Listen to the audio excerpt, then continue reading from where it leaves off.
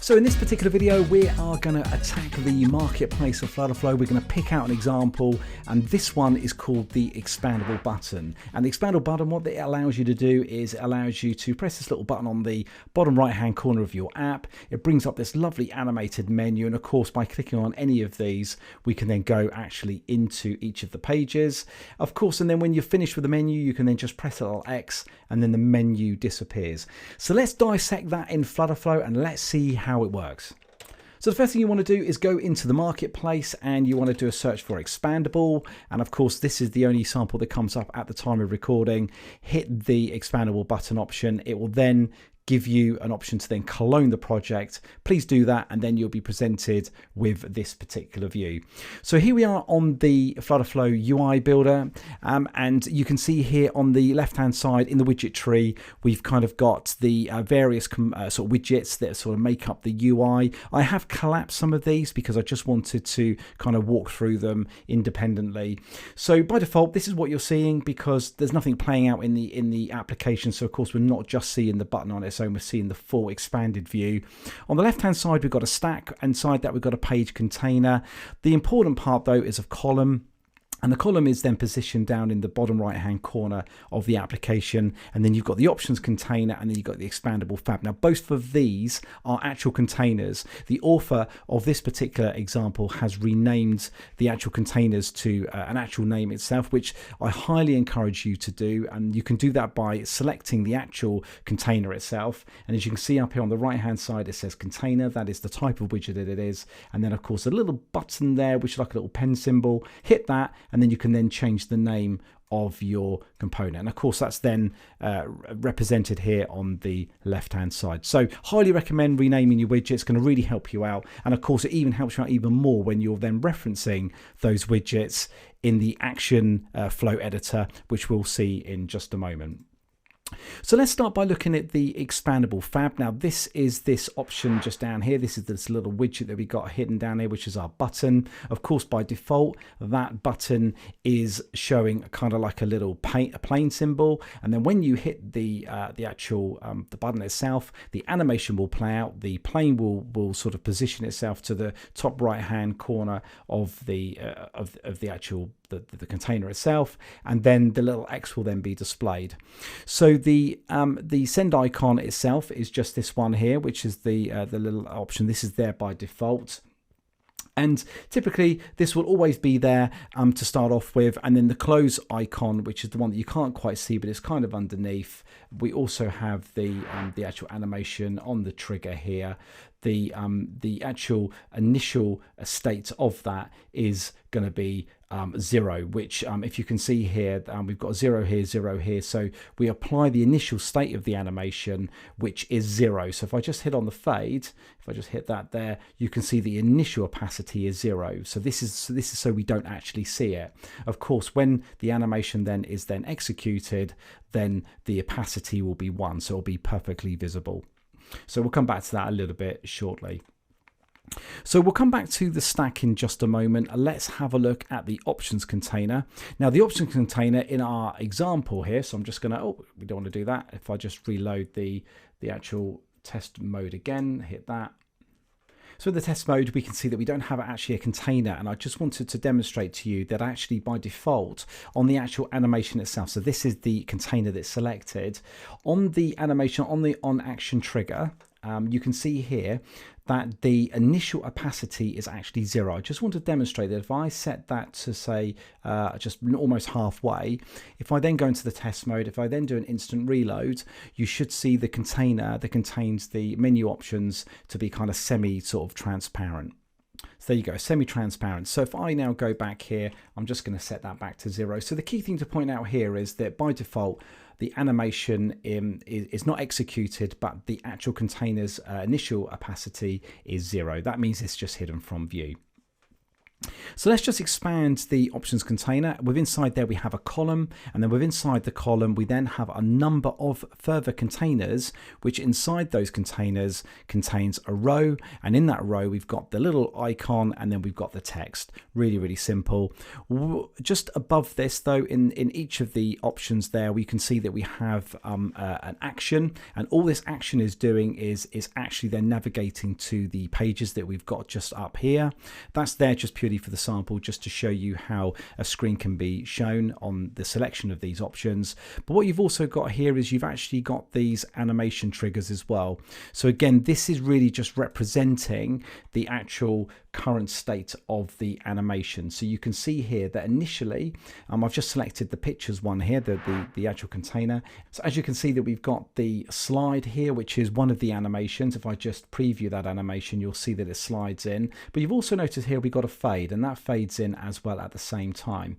But what you'll notice here is that the actual initial state of the animation is actually a 0. So again, this means that you don't actually see it.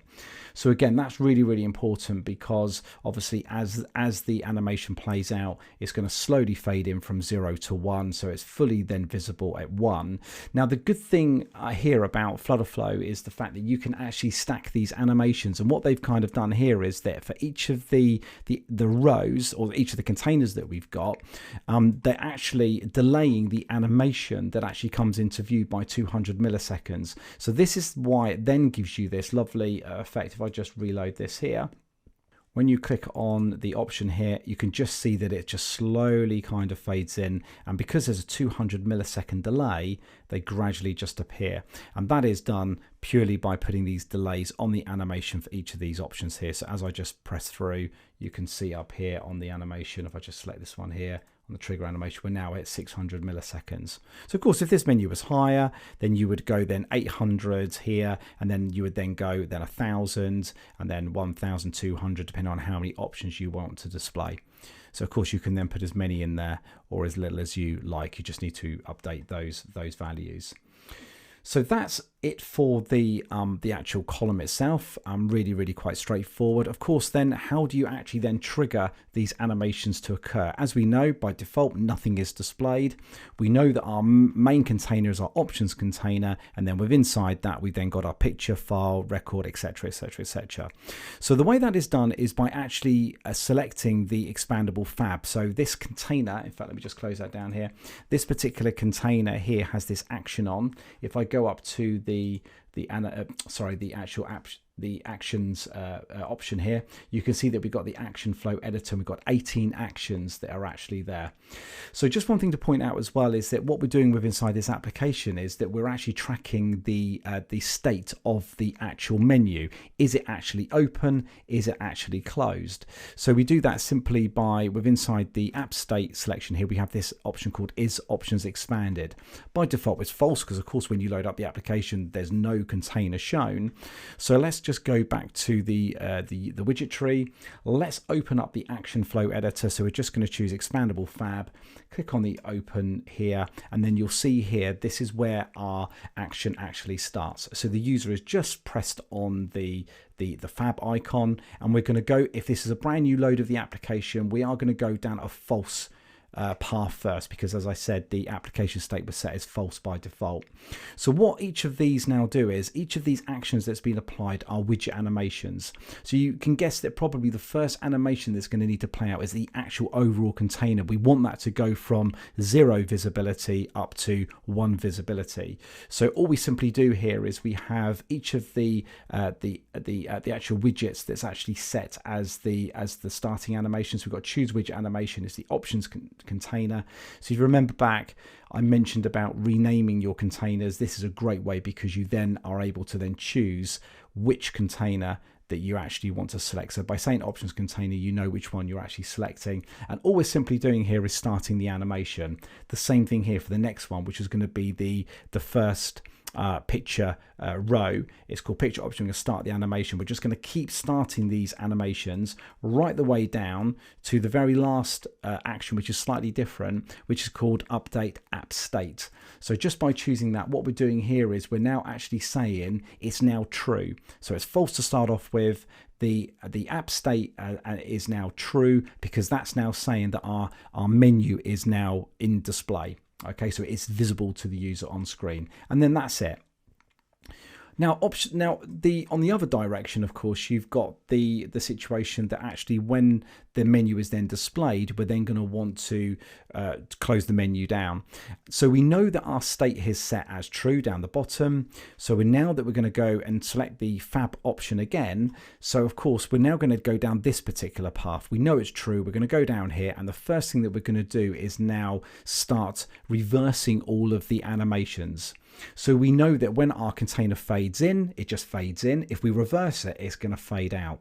So what we're going to do here is we're just going to literally choose options container, and we're going to reverse the animation. We're going to do exactly the same for all of the further options, all of the other sort of rows that we've got in our menu. We're just going to simply reverse, reverse, reverse.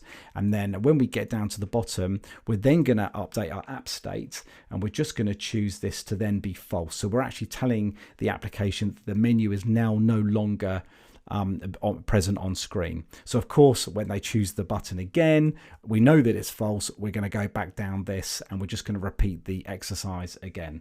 So that's how the FAB option works, and that's how the menu is then triggered to then be displayed and to be hidden, and to be displayed and to be hidden. Really, really straightforward. The final little piece that I wanted to demonstrate here was to talk a little bit about the actual expandable FAB as well. Of course, with the stacks, we know what a stack does. It just allows us to kind of stack widgets on top of each other, and we know that the actual stacks that we've got here, we've got the send icon, which is going to be the first one to be shown. I just wanted to point out that if you can look here, with this icon is slightly different, because actually this is a transform widget, and if you look carefully here, you can see that the actual, in fact I can demonstrate here in the test mode. If I just close that down, you can see that our icon is kind of rotated and pointing to the top right. That's done in Flutter Flow by actually choosing this transform widget. So drag a transform widget into your UI, and then of course anything you put inside of it, you can then rotate it by just changing the transform, and you do that simply by going on to this option here, and of course you can then rotate by degrees. Now this is just turning it -45 degrees, which means it's turning in that particular direction. So that's that, and then with inside that, of course, we've then got our standard icons here, and if you notice here that each of our icons, or this one's got the transform, has actually got little animations that are set as well. So the animation here, if I just preview this one, you can see that it's just flying off there to the top. Of course, if I choose the close icon, we then preview the animation, and you can't quite see, but it is actually just kind of changing the visibility behind. In fact, it's scaling it actually, so it's actually making it larger, and we can see that again by going here and just pressing this here. You can see it just then comes into view, makes it larger, closing it, and then reverses it back out again. So that is pretty much it for this quick deep dive look at one of the samples of inside the marketplace. I hope you've enjoyed it. I hope that's helpful in terms of learning how the marketplace items sort of work. We're going to do more of these kind of dissections of the marketplace just to kind of introduce these to you. Please do take these techniques. Please do take these into your own application. This is a great example of something you can put into your own mobile application if that's the use case that you're looking for. So I hope you enjoyed it. Please do like this video. Please do subscribe to my channel. We're going to be doing more of these now, and until the next one, we'll see you soon.